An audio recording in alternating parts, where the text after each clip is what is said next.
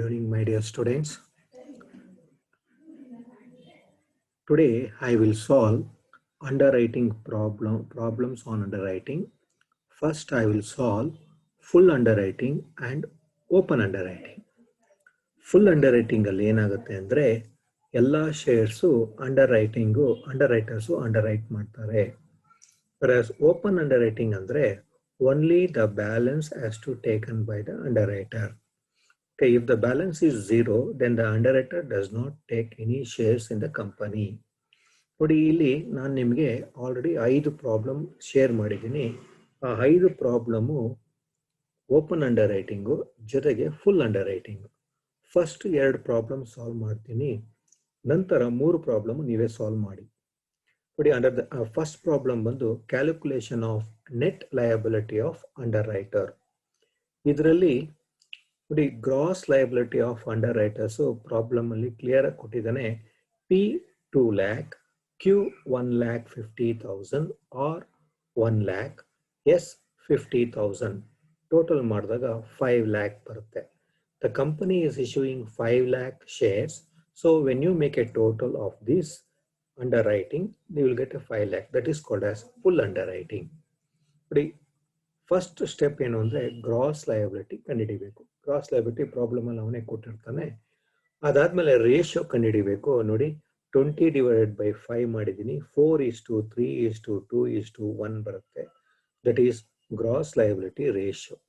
ಅಲ್ಲಿಂದ ನಾವೇನ್ ಮಾಡಬೇಕು ಅಂದರೆ ಲೆಸ್ ಅನ್ಮಾರ್ಕ್ ಅಪ್ಲಿಕೇಶನ್ ನ ಲೆಸ್ ಮಾಡಬೇಕು. How to find out unmark application ಅಂದರೆ total application minus mark application.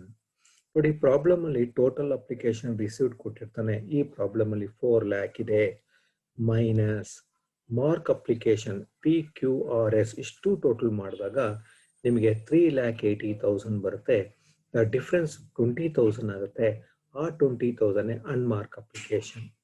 ಈ 20,000 ನಾವು ಗ್ರಾಸ್ ಲಯಬಿಲಿಟಿ ರೇಷಿಯೋಲಿ ಡಿಸ್ಟ್ರಿಬ್ಯೂಟ್ ಮಾಡಬೇಕು. ಅಂದರೆ 4:3:2:1 ಈ ರೀತಿ ಮಾಡಿದಾಗ 8,000, 6,000, 4,000 and then 2,000 ಲೆಸ್ ಮಾಡಬೇಕು. ಗ್ರಾಸ್ ಲಯಬಿಲಿಟಿಯಿಂದ ಅನ್ಮಾರ್ಕ್ ಅಪ್ಲಿಕೇಶನ್ ಲೆಸ್ ಮಾಡಿದಾಗ ಬ್ಯಾಲೆನ್ಸ್ ಸಿಗುತ್ತೆ.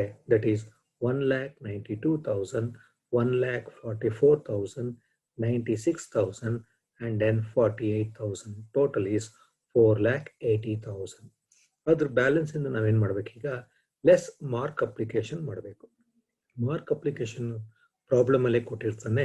ದಟ್ ಈಸ್ ಈ ಪ್ರಾಬ್ಲಮ್ ಅಲ್ಲಿ 1,75,000, 1,10,000, 80,000, 15,000 ಇಷ್ಟು ಟೋಟಲ್ ಮಾಡಿದಾಗ 3,80,000 ಆಗುತ್ತೆ.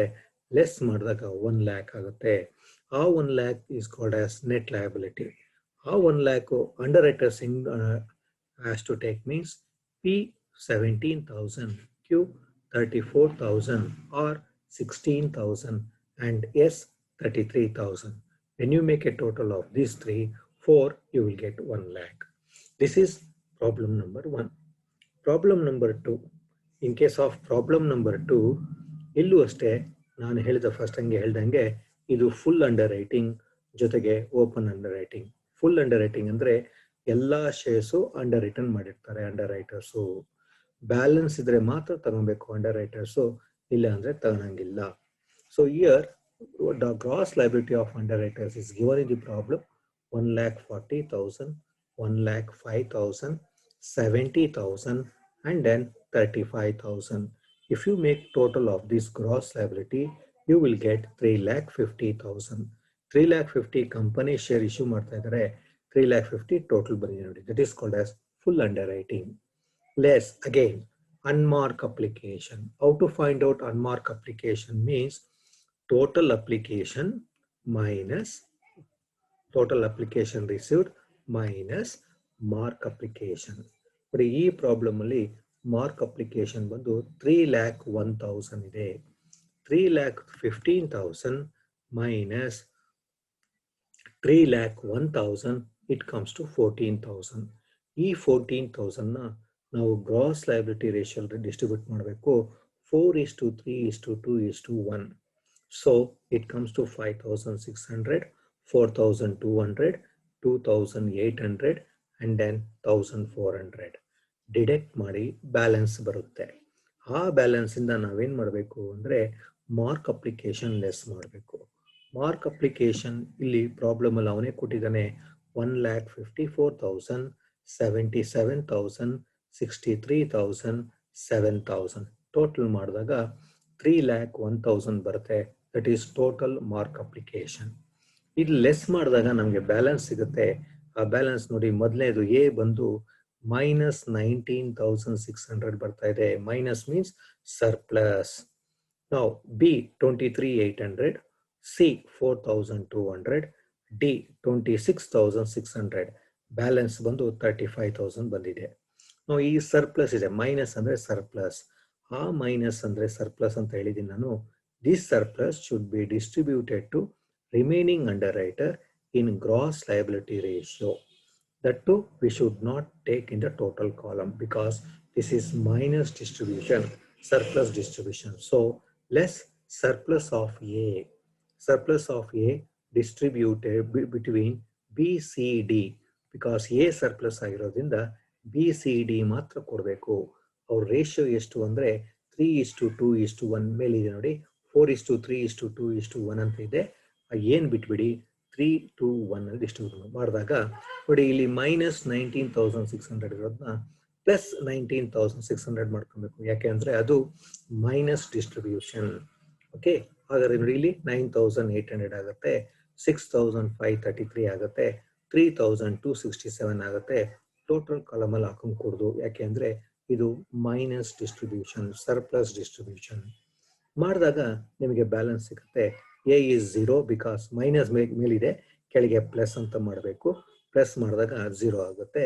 ಇಲ್ಲಿ ನೋಡಿ 23,800 ಅಲ್ಲಿ 9,800 ಹೋದ್ರೆ 14,000 ಆಗುತ್ತೆ. 4,200 ಅಲ್ಲಿ 6,533 ಹೋದ್ರೆ -2,330. Minus means surplus. Once again there is a surplus here. Next 26,600 ಅಲ್ಲಿ 3,267 ಲೆಸ್ ಮಾಡಿದಾಗ 23,333 ಬರುತ್ತೆ. ವಿ ಶುಡ್ ಟೋಟಲ್ ಬಂದು 35,000 ಇರುತ್ತೆ. Again there is a minus in case of C. C ಅಲ್ಲಿ ಮೈನಸ್ ಇದೆ. ಈ ಸಿ ಮೈನಸ್ನ ನಾವೇನು ಮಾಡಬೇಕು, ಬಿ ಮತ್ತು ಡಿ ಮಾತ್ರ ಡಿಸ್ಟ್ರಿಬ್ಯೂಟ್ ಮಾಡಬೇಕು, ಎಗೆ ಮಾಡಂಗಿಲ್ಲ. ಯಾಕೆಂದರೆ ಆಲ್ರೆಡಿ 0 ಬಂದಿರೋದ್ರಿಂದ ನಾವು ಬರೀ ಬಿ ಮತ್ತು ಡಿ ಮಾತ್ರ ಮಾಡಬೇಕು. ಅದಕ್ಕೋಸ್ಕರ less surplus of C distributed between B and D in 3:1. ನಾವು ರೇಷಿಯೋ ನೋಡಿ 3:1 ಮೇಲೆ ಬರ್ಸಿದ್ದೀನಿ ನಾನು, 3:1 ಅಂತ ಮಾಡಿದಾಗ ನೋಡಿ, ಫಸ್ಟ್ ನೀವೇನು ಮಾಡಬೇಕು, ಸಿ ಮೇಲೆ -2,333 ಇದ್ರೆ ಕೆಳಗೆ +2,333 ಮಾಡಬೇಕು. +2,333ನ 3:1 ಮಾಡಿದಾಗ 1,750 ಆಗುತ್ತೆ ಬಿಗೆ, ಮತ್ತು ಡಿಗೆ 583 ಆಗುತ್ತೆ.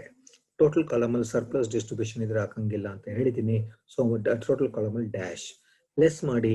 A 0, 12,250 for B, C also 0, D is equal to 22,750. Total is 35,000. ನೋಡಿ, ಇಲ್ಲಿ net liability of under writers ಅಂತ ಬರ್ಸಿದ್ದೀನಿ. ಸೊ ಬಿ ಮತ್ತು ಡಿ ಮಾತ್ರ ತಗೊಬೇಕು. ಇದೆರಡು ಟೋಟಲ್ ಮಾಡಿದ್ರೆ ನಿಮಗೆ 35,000 ಬರುತ್ತೆ. ರಿಮೈನಿಂಗ್ 3, 4, 5 ದಯವಿಟ್ಟು ಟ್ರೈ ಮಾಡಿ. Good luck. Thank you very much.